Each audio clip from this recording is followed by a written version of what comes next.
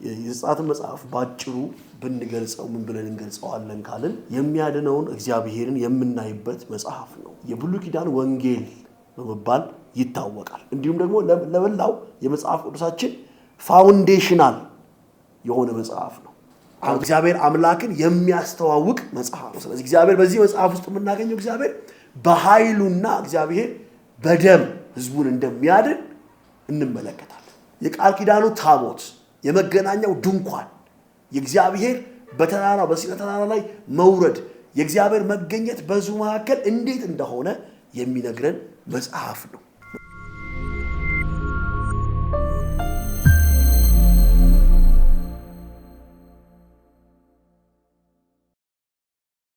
ሰላም ቅዱሳን እንዴት አላችሁ? መጋቢ ጌታሁን ነኝ።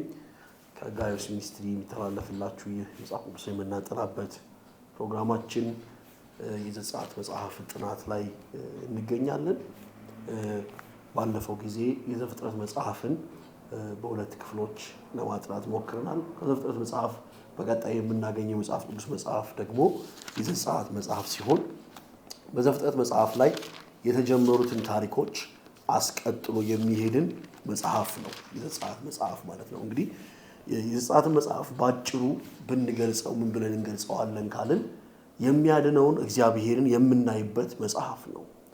በስነ መለኮት ምሁራን ዘንድና በአንዳንድ የመጽሐፍ ቅዱስ አዋቂዎች ዘንድ የዘጸአት መጽሐፍ በአጭሩ የብሉይ ኪዳን ወንጌል በመባል ይታወቃል።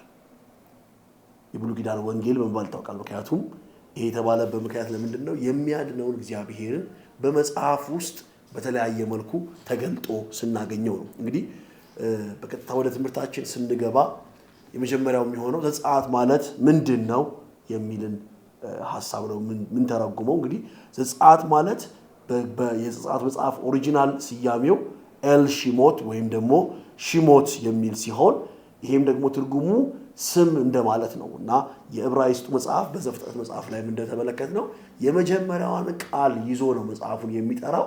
ስለዚህ ከያዕቆብ ጋር ወደ ግብጽ የገቡት የእስራኤል ልጆች ስሞች እነዚህ ናቸው የሚለውን ቃል ኤል ሺሞት ብሎ ስያሜ እንደሰጠው እንመለከታለን። የእንግሊዘኛው መጽሐፍ ቅዱስ ኤክሶዶስ ወይም ደግሞ ዲፓርቸር መውጣት የሚል ትርጓሜ ያለው ሲሆን አማርኛችንም ዘጸአት የሚለውን የግዕዙን ቃል ተጠቀምና መውጣት የሚልን ትርጓሜ ይይዛል። ይሄ መጽሐፍ ከመጽሐፍ ቅዱሳችን ሁለተኛ መጽሐፍ ቢሆንም ግን ኦልሞስት ለብሉይ ኪዳን በዋናነት እንዲሁም ደግሞ ለበላው የመጽሐፍ ቅዱሳችን ፋውንዴሽናል የሆነ መጽሐፍ ነው። ምክንያቱም በዘጸአት መጽሐፍ ላይ በምናገኘው የእግዚአብሔር ማንነት የእግዚአብሔር ስያሜ ላይ የተመሰረተ ስነ መለኮትን ስለሆነ መጽሐፍ ቅዱሳችን የሚያስተዋውቃል። ለምሳሌ በዘፍጥረት መጽሐፍ ላይ ስንገባ የእግዚአብሔርን ስም በዘፍጥረት መጽሐፍ ውስጥ እናገኘዋለን። በተለይ ያህዌ የሚለው የእግዚአብሔርን ስም በዘፍጥረት መጽሐፍ ከመጀመሪያዎቹ ምዕራፍ ጀምሮ እናገኘዋለን። ነገር ግን ያህዌ የሚለው የእግዚአብሔር ስያሜ ተገልጦ የምናገኘው ግን በዘጸአት መጽሐፍ ላይ ነው። ያው በጽሁፍ ደረጃ በመገለጥ ደረጃ የዘጸአት ቢቀድም በታሪክ ግን ዘፍጥረት መጽሐፍ ላይ ያሉ ታሪኮች ዘጸአትን ስለሚቀድሙ ዘፍጥረት መጽሐፍ መጀመሪያ ተቀመጠ እንጂ ከፋውንዴሽን አንፃር ስንመለከተው እግዚአብሔር ለሕዝቡ ራሱን በግልጽ አስተዋውቆ አሁን የምናየው ይሄ ቴይስቲክ የሆነ አንድ አምላክን የማምለክ አምልኮ የተዋወቀው በዘጸአት መጽሐፍ ውስጥ ነው። ስለዚህ በአጭር ቃል ዘጸአት ኦልሞስት ለሁሉም የመጽሐፍ ቅዱስ ትምህርቶች ስለ ደህንነት፣ ስለ አምልኮ፣ ስለ ኪዳን እግዚአብሔርን ስለ መፍራት፣ ስለ ሕግ ለምናወራቸው ዋና ዋና አስተምሮዎች የዘጸአት መጽሐፍን ፋውንዴሽን አድርገን እንወስደዋለን። እንግዲህ የዘጸአትን መጽሐፍ ትራዲሽናል የሚታመነው ሙሴ እንደጻፈው ሲሆን ይሄ መጽሐፍ ለማጥናት ስንነሳ መጽሐፉ የተቀመጠበትን ሴቲንግ መመልከት ያስፈልጋል። እንግዲህ መጽሐፉ የሚቀመጥበትን ኮንቴክስት ስንመለከት ሁለት ኮንቴክስቶችን ነው የምናገኘው። አንደኛው እስራኤል በግብጽ ባርነት፣ ሁለተኛው ደግሞ እስራኤል በምድረ በዳ በሲና ተራራ ላይ ያለውን ሁለት የተከፈለ ሐሳብ ነው የምናገኘው። የመጀመሪያው ሴቲንግ እስራኤላውያን በግብጽ ምድር ሆነው የምናገኝበት ኮንቴክስት አውድ ሲሆን በዛ ውስጥ በነበሩበት ጊዜ እስራኤላውያን በቁጥር ከመብዛታቸው የተነሳ ግብፃውያን ከጠላቶቻቸው ጋር አብረው እስራኤላውያን እንዳይወጓቸውና ነገ ከነገ ለኤግዚስተንሳቸው ስጋት ስለሆነባቸው ሁለት ነገሮችን በእነሱ ላይ እንደጫኑ፣ አንደኛ የጉልበት ስራ እንደሚያሰሯቸው፣ ሁለተኛ ደግሞ ወንዶች ልጆቻቸውን በሙሉ የሚወለዱ ልጆች በሙሉ እንዲገሉ እንዳስደረጓቸው ሴቲንጉ እንመለከታለን። ይሄ ኢንሲደንት፣ ይሄ ያሉበት ኮንቴክስት፣ ኦፕሬሽኑ፣ ተጽዕኖ፣ ጫናው የእስራኤል ሕዝብ እንዲጸልይ ወደ አምላኩ እንዲጮህ አምላኩም ደግሞ እንዲሰማውና እንዲንቀሳቀስ እንዳደረገው በመጽሐፉ ቅዱስ ውስጥ በዘጸአት መጽሐፍ ስናጠና እናገኛለን። ሁለተኛው ኮንቴክስት እግዚአብሔር በጸናች ክንዱ የእስራኤልን ሕዝብ ከግብፅ ምድር ካወጣ በኋላ በሲና ተራራ ላይ እንደ ሕዝብ ደግሞ እግዚአብሔር ከእስራኤል ሕዝብ ጋር ኪዳንን ሲገባ የምናገኝበት ሁለተኛው አውድ ነው። የእግዚአብሔር ክብር የተገለጠበት የእግዚአብሔርን ኪዳን ከሕዝቡ ጋር የገባበትን የምናገኝበት ሁለተኛው ክፍል ነው ማለት ነው። ስለዚህ ይህንን ይዘን ነው መጽሐፉን ለማጥናት የምንሄደው። የዘጸአት መጽሐፍ ዓላማ ምንድን ነው?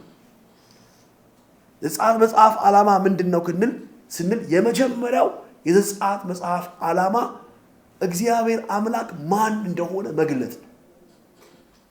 የዘጸአት መጽሐፍ የመጀመሪያው ዓላማ የምናመልከው እግዚአብሔር ከግብፅ ምድር ያወጣን እግዚአብሔር ማን ነው?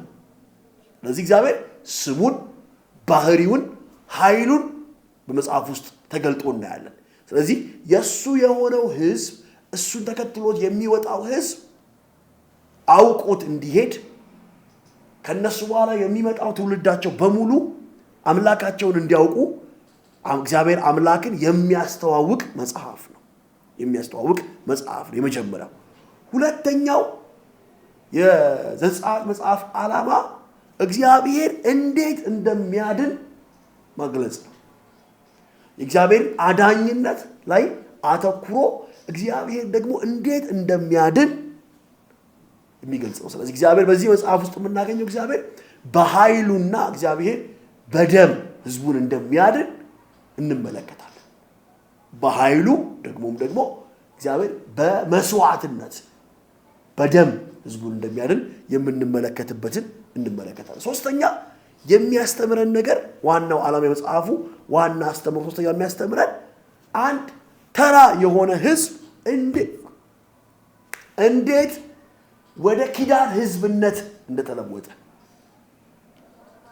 እግዚአብሔርን ምናልባት ብዙ በደንብ የማያውቅ በባርነት የቆየ ሕዝብ እንዴት ወደ ኮቨነንት ኔሽን ፍሮም ስሌቨሪ ቱ ኮቨነንት ኔሽን ከባርነት ወደ ኪዳን ሕዝብነት እንዴት እንደተለወጠ የሚነግረንን ጥቅል ሐሳብ የምናገኝበት ለአዲስ ኪዳንም ደግሞ ምሳሌያዊ የሆነ ነገር የሚያስቀምጥልን መጽሐፍ ነው።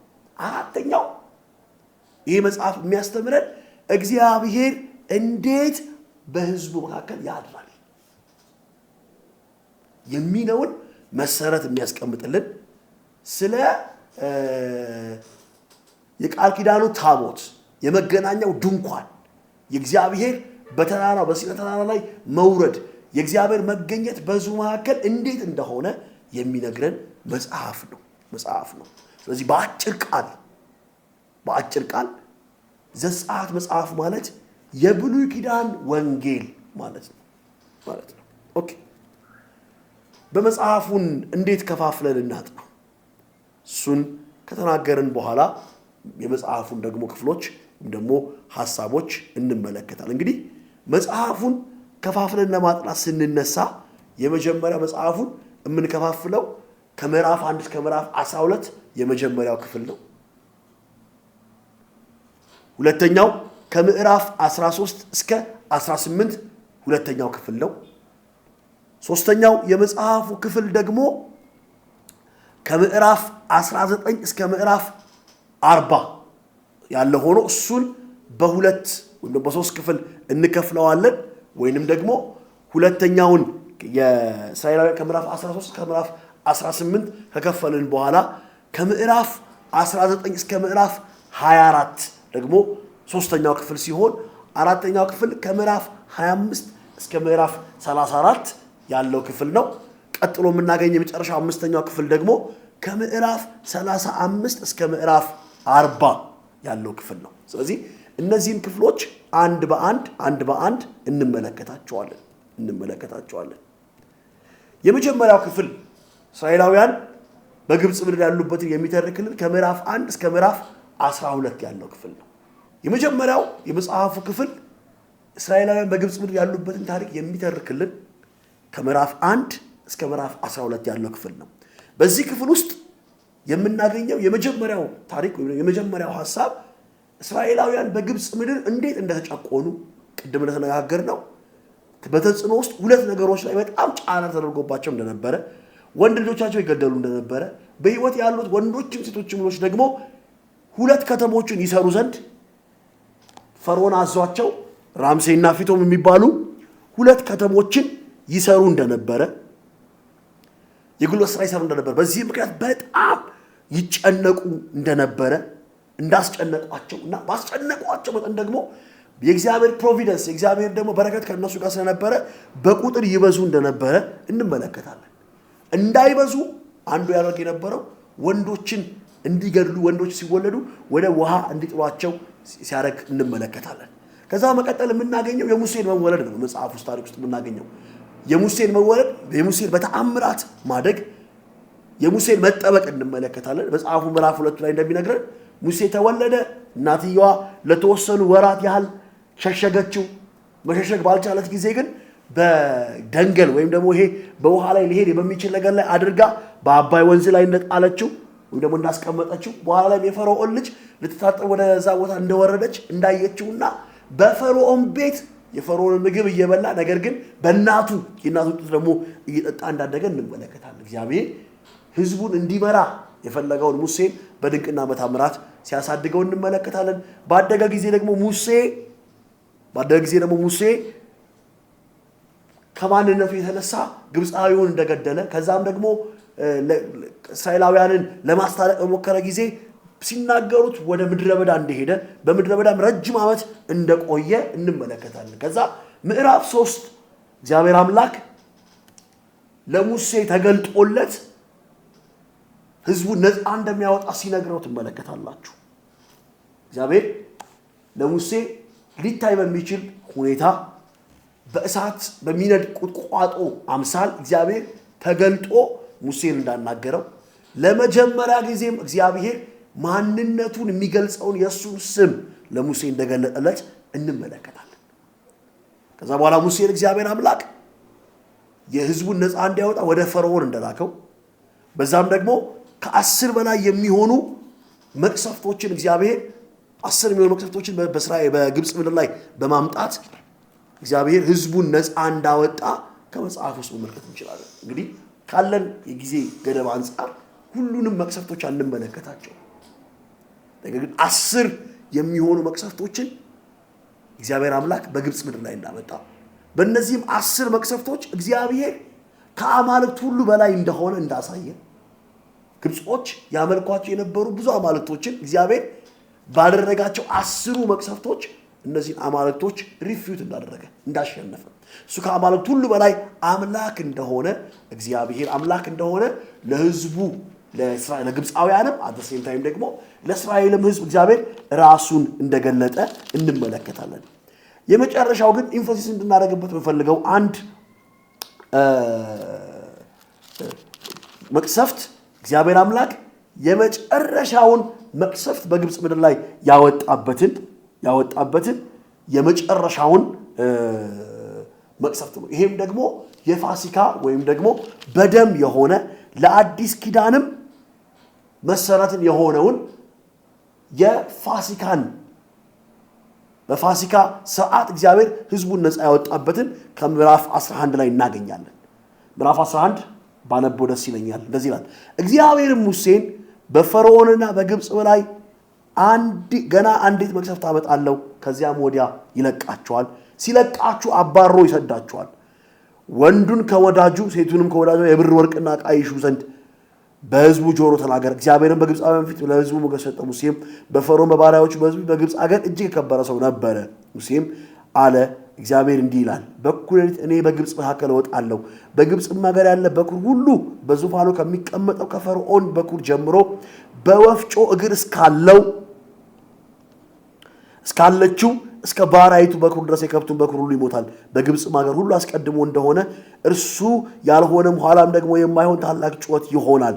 እግዚአብሔር ግን በግብፃውያንና በእስራኤል መካከል እንዲለይ እንድታውቁ በእስራኤል ልጆች መካከል ከሰው ጀምሮ እስከ እንስሳ ድረስ ውሻ ምላሱን አያንቀሳቅስባቸውም ብሎ ይናገራል። እግዚአብሔር የመጨረሻውን ተአምራት እንደሚያደርግ በምዕራፍ 11 ከተናገረ በኋላ በምዕራፍ 12 ላይ እንዴት የሞት መልአክ በግብፅ ምድር ሲያልፍ እስራኤላውያን ደግሞ ከዚህ የሞት መልአክ እንደሚያመልጡ እግዚአብሔር አንድን ስርዓት ሰጣቸዋል። እያንዳንዱ እስራኤላዊ አንዳንድ ጠቦትን መርጦ እንዲያርድ ደሙንም በመስጊያቸው ጉበንና መቃን ላይ እንዲቀቡ የሞት መልአክ ማታ ባለፈ ጊዜ እንደማያገኛቸው ነገራቸው። ዛሬ በአዲስ ኪዳን ሰዎች የኃጢአትን ይቅርታ በክርስቶስ ኢየሱስ እንደሚያገኙ የእግዚአብሔር ቁጣ በምድር ላይ ባለፈ ጊዜ እግዚአብሔር ቁጣ በሰዎች በተገለጠ ጊዜ በክርስቶስ ኢየሱስ ደም የተሰወሩ ሰዎች እንደሚያመልጡ ምሳሌ በሆነ መልኩ ፋሲካን መጽሐፍ ቅዱስ በዘጸአት መጽሐፍ ምዕራፍ 11 እና ምዕራፍ 12 ላይ ይሄንን ነገር እንመለከታለን። እግዚአብሔር ከታች ካለው ከእንስሳ ጀምሮ እስከ ፈርዖን ድረስ የመጀመሪያ ልጆችን በሙሉ እግዚአብሔር ገደለ። ከእስራኤላውያን ዘንድ ግን አንድም ሰው ከመካከላቸው አልሞተም። ለምን? እግዚአብሔር አምላክ የሚያድን አምላክ ስለሆነ የሚያድነው ደግሞ በመስዋዕት በደም እንደሆነ ስለሚያሳየን ነው። ደሙን በጉበናቸው በመቃናቸው ላይ ስለቀቡ እስራኤላውያን ከነሱ አንድም ሰው አልሞተም። ከዛ በኋላ እንደምታውቁት እኩለ ሌሊት ላይ ሲሆን ህዝቡ እንዳለ የሞት መልአክ አለፈ። ቁጥር 29 ምዕራፍ 12 ቁጥር 29 ላይ እግዚአብሔር አምላክ የሞትን መልአክ እንዳዘዘ ያ የሞትን መልአክ ባለፈ ጊዜ እያንዳንዱን በኩር እየመታ እንዳለፈ ነገር ግን ከእስራኤል ዘንድ ምንም እንዳልሆነ ይህንንም በተመለከቱ ጊዜ ግብፃውያን የእስራኤልን ህዝብ ከምድራቸው ለቀው እንዲወጡ እንዳስቸኮሏቸው እንመለከታለን። ከዛ በኋላ የመጀመሪያውን ክፍል እዚህ ጋር እንጨርሳለን። የመጀመሪያው ክፍል እስከ ምዕራፍ 12 ነው የሚሆነው ከባርነት እስከ ነፃ መውጣት ነው። ስለዚህ ምዕራፍ 12 የሚያበቃው እስራኤላውያን ከግብፅ ምድር ወጥተው ወደ ቀይ ባህር ወደብ ላይ ደርሰው ያቆማል። ስለዚህ ሁለተኛው ክፍል ይጀምራል ማለት ነው። የዘጸአት መጽሐፍ የዘጸአት ምዕራፍ ሁለተኛው ክፍል ከምዕራፍ 13 እስከ ምዕራፍ 18 ያለው የእስራኤላውያን ከግብፅ ምድር እስከ ሲና ተራራ ያደረጉትን ጉዞ ነው። ከግብፅ ምድር እስከ ሲና ተራራ ድረስ ያደረጉትን ጉዞ ነው የሚነግረን። በአምስት ምዕራፎች ውስጥ ይሄን ይነግረናል። የመጀመሪያው በዚህ የሁለተኛው ክፍል ውስጥ የምናገኘው የቀይ ባህርን መከፈል ነው። የግብፅ ምድር ከሌላው ምድር ጋር የሚለየው ቀይ ባህር አሁን የምናውቀው ማለት ነው። እስራኤላውያን በዛ በኩል እንደመጡ እናውቃለን። በዛ በኩል ከመጡ በኋላ ፈርዖን ሰራዊቱን ሰብስቦ ከኋላ ይከተላቸው እንደነበረ መጽሐፍ ቅዱስ ይነግረናል። ከዛ በኋላ ግን ህዝቡ ወደ ሙሴ በመጣበት ሰዓት ሙሴ ወደ እግዚአብሔር እንደጸለየ እግዚአብሔርም ደግሞ ቀይ ባህርን ለሁለት እንዲከፍለው እንዲመታው ቀይ ባህርም ለሁለት እንደተከፈለ እናያለን። በዚህ ተአምራት እግዚአብሔር አምላክ ህዝቡን ለአንዴና ለመጨረሻ ጊዜ ከግብፅ ባርነት ነፃ ያወጣቸዋል። ከግብፅ ምድር ነፃ ያወጣቸዋል። እንደምታውቁት ቀይ ባህር ተከፈለ፣ ውሃው እንደ ግድግዳ በግራና በቀኝ ቆመ። የእስራኤል ህዝብ በደረቅ ምድር ተሻገሩ።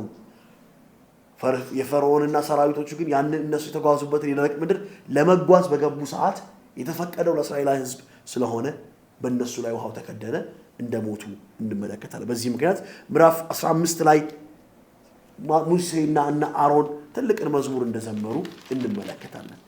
ከዛ በኋላ ግን እግዚአብሔር አምላክ በምዕራፍ 16 ላይ ሲፈትናቸው እንመለከታለን። ከሱ ጋር አብረው ይሄዱ እንደሆነ እግዚአብሔር አምላክ ይፈትናቸው ዘንድ ትመለከታላችሁ። ይህንን ብዙ ለመዘርዘር ጊዜ አይበቃንም። እግዚአብሔር አምላክ መናን እያዘነበ ውሃን እያወጣ እግዚአብሔር አምላክ ያበራቸው ህዝቡን ይመራ ነበረ። ከዛ በኋላ የምናገኘው አንድ ሲግኒፊካንት ታሪክ በምዕራፍ 18 ላይ የምናገኘው ምዕራፍ 17 ላይ የምናገኘው ታሪክ የእስራኤላውያንን የመጀመሪያ ውጊያ ነው የምናገኘው። የመጀመሪያ ጦርነት ነው የምናገኘው። ይሄም የመጀመሪያው ጦርነት እስራኤላውያን ከግብጽ ምድር ከወጡ በኋላ ለመጀመሪያ ጊዜ የተዋጉት ከአማሌቅ ጋር ነው።